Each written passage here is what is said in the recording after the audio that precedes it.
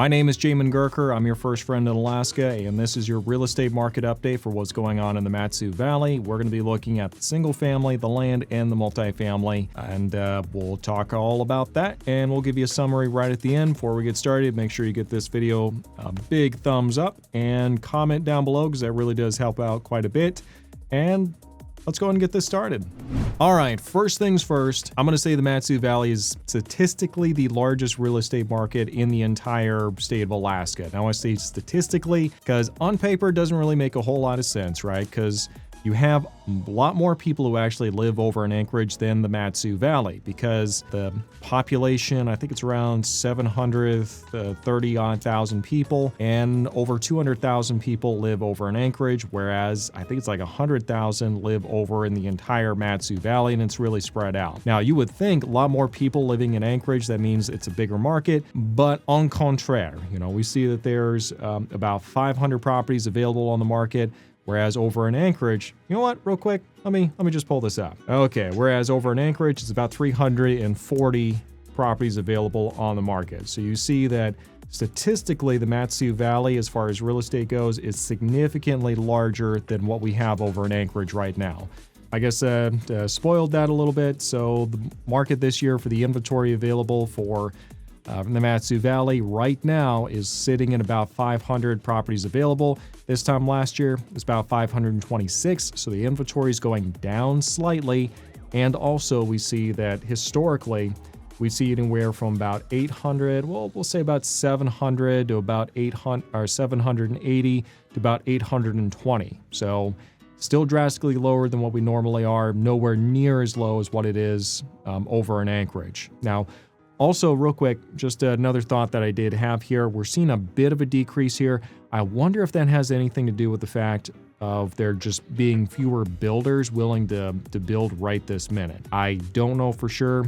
I think that might have something to do with it because a lot of people are moving to the Matsu, which does because there are so many more new construction and new building going on over there.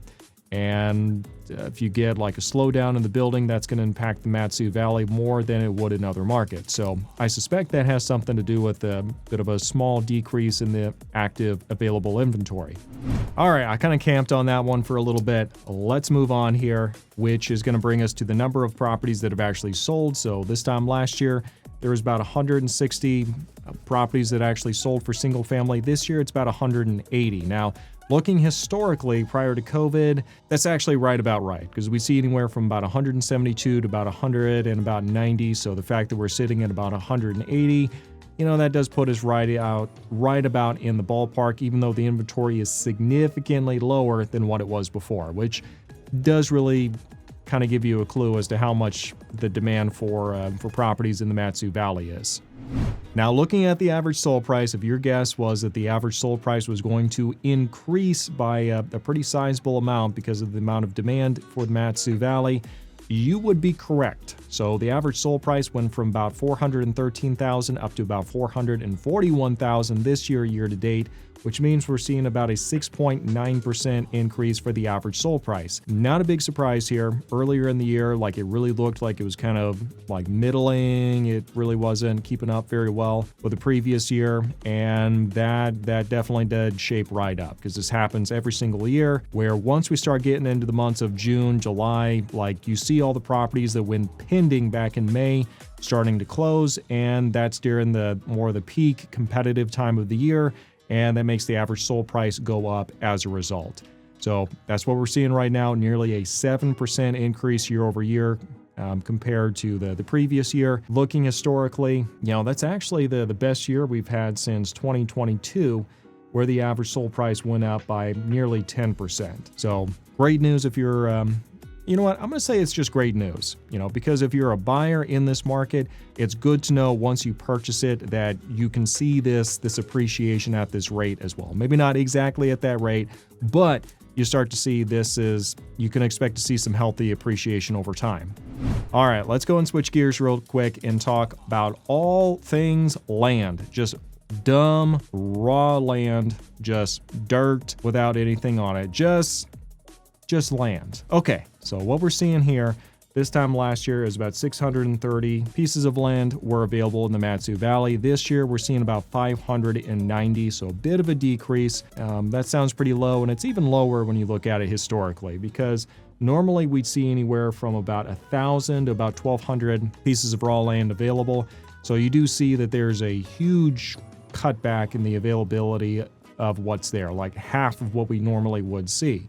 Now, keep in mind, this doesn't keep track of like how big these parcels are that are being sold. So yeah, it doesn't really matter if you've got 1,200 1-acre parcels and we've got like 500, 600 parcels available, but you know, the 500, 600 are like all 50 acres. So I don't know. I don't know based off of this, but yes, less availability for raw land than what we would normally see. Now, looking at the number of properties that are actually selling, we see this time last year there were 65 that sold for this month of June, and now we're seeing there are 68. So not a whole lot of change there one way or the other, and looking historically, that's actually about what we would expect. So the demand for raw land continues to be about the same, even though the availability has really gone down.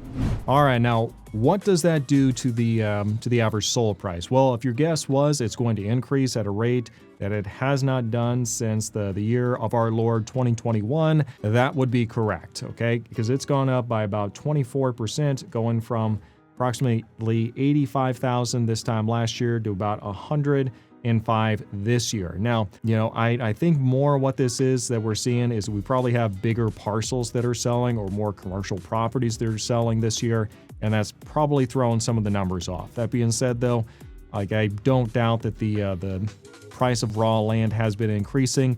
I'm just not sure if it's gone up by quite that much.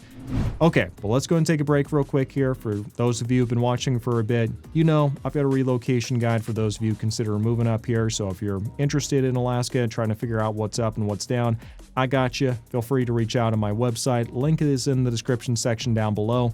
Make sure you click on the link, subscribe to the website, and make sure you put relocation guide in the comment section so I know what to send you.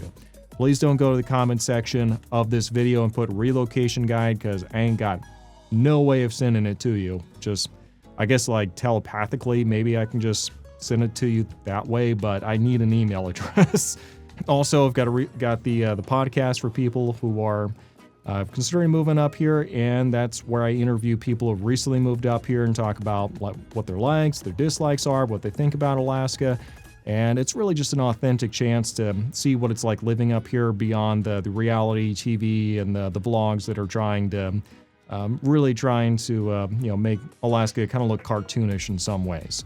So do make sure that you take a look at that. We've got the video version on this YouTube channel, and then on Spotify and Apple Podcasts, all that good stuff. We have the audio version available on those. Okay.